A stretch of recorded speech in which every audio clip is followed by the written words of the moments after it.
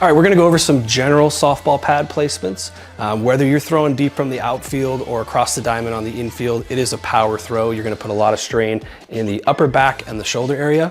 So our first A pads are gonna go on the bicep and the deltoid.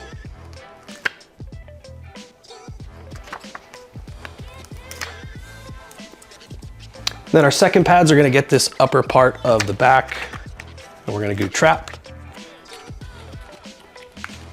and your rhomboids. So we're gonna go over some softball pitcher pad placements. The first one with channel A, we're gonna focus in a little bit more on the forearm. That bigger softball ball does require some grip strength, especially when you're trying to add movement to it. So the first pads are gonna go one on the forearm flexor. And the second one's gonna go right here on the inside part of the bicep, almost meeting the tricep. So we target this spot because it's a really efficient way to get contraction on the bicep and the tricep as well.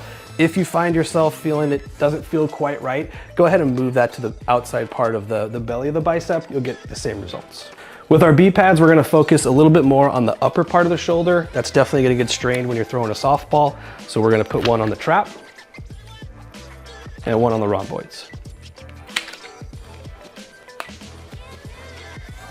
All right, so for you catchers out there, obviously you are gonna get arm soreness, but unlike a pitcher, you're using both your legs. So we wanna make sure that we get the biggest muscles in the legs to help flush out lymphatic waste, bring in some blood flow so that they feel a little bit fresher. How we're gonna do that with channel A, we're gonna target both the quads with one channel. Put one pad here on the right quad, the other pad on the left quad. And with our B channel, we're gonna target the calves.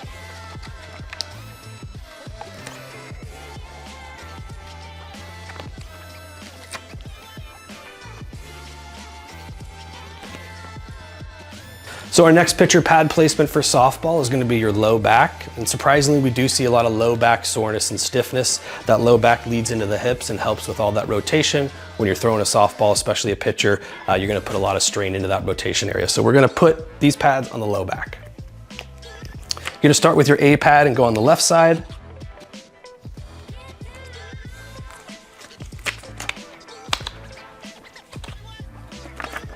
B pads are gonna go on the right.